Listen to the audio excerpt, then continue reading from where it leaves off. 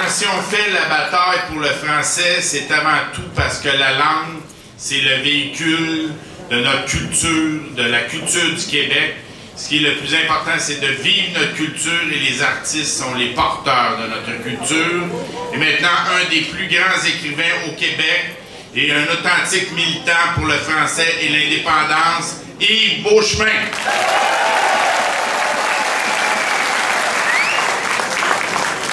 Je suis entièrement d'accord pour les qualificatifs que tu m'as donnés, Marie. Non, c'est pas vrai, c'est pas vrai.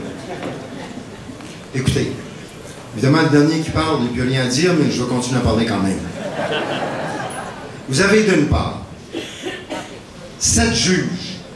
Il devait être 9, mais il y en avait 2, je sais pas, ils étaient peut-être allés aux toilettes ou en vacances payées ou Dieu sait quoi.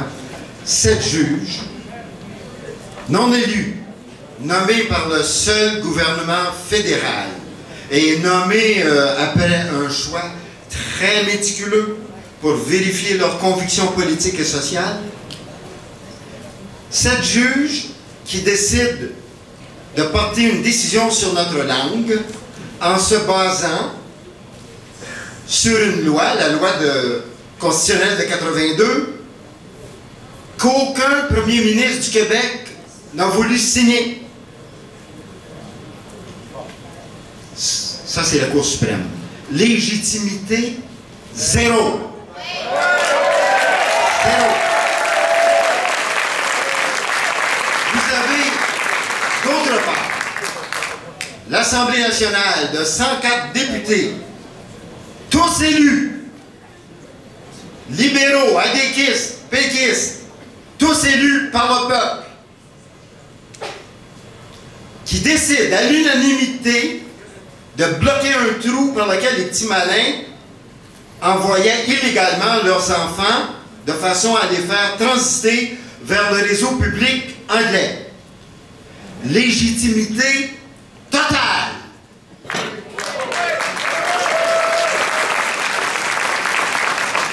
Messieurs les juges de la Cour suprême, vous n'êtes pas si suprêmes que ça parce qu'au-dessus de vous, il y a le peuple.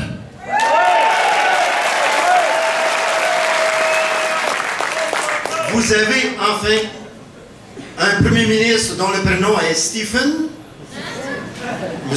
Harper, qui a reconnu, il a ouvert les yeux puis il a fini par voir ce qui était, qu'on était une nation au Québec. Alors moi, je dis que si on est une nation, le Canada en est une autre. Il y a 2 nations. C'est même pas moi qui le dis, c'est Ottawa qui le dit. Or, la Cour suprême, dans une totale illégitimité, a décidé pour, je ne sais pas, c'est la 200e et plus modification, affaiblissement apporté à la loi 101, a décidé d'invalider la loi 104 entièrement légitime.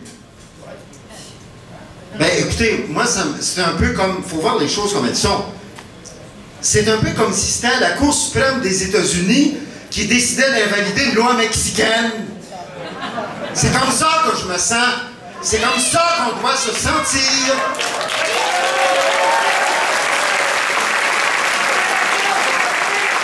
Et les effets de cette décision, c'est nous qui allons les sentir sur l'île de Montréal. Écoutez bien, depuis 1986, il y a 200 000 francophones qui ont quitté Montréal. Je me fie sur les données fournies par Pierre Curzi dans son courageux article qui est paru il y a quelques jours. 200 000 francophones de moins. Et d'ici 10 ans, on se prépare à accueillir 500 000, un demi-million étrangers de plus. Écoutez, là, on n'a plus le choix, là. C'est maintenant là, que ça se joue, là. Les chiffres veulent dire quelque chose. C'est maintenant qu'on doit se lever. C'est maintenant qu'on doit dire à Jean Charest, qui est là, hein, on t'a à l'œil, toi. On va voir ce que tu vas faire. Puis si tu n'es pas capable de faire, on est là pour t'aider, hein?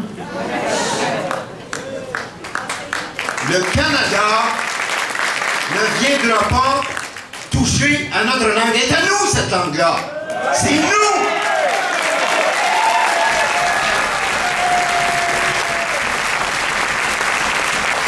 Oh, ils sont bien habiles.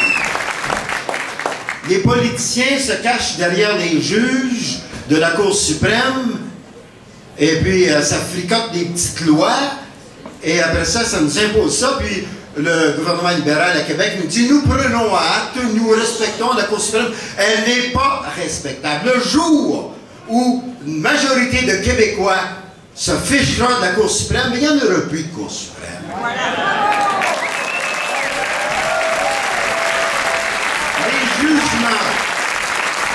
Les jugements de la Cour suprême, quand ils s'appuient sur la Constitution de 82, c'est comme un gratte-ciel construit dans la boue sans fondation.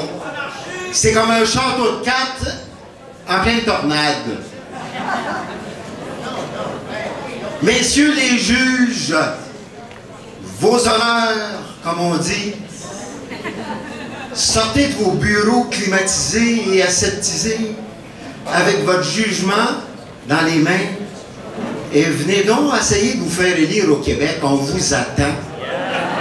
Vous allez voir que la vie n'est pas toujours facile parce que nous, on veut vivre en français dans le respect de tout le monde. On n'a pas peur de partager notre langue avec les autres, mais on ne veut pas se la faire enlever.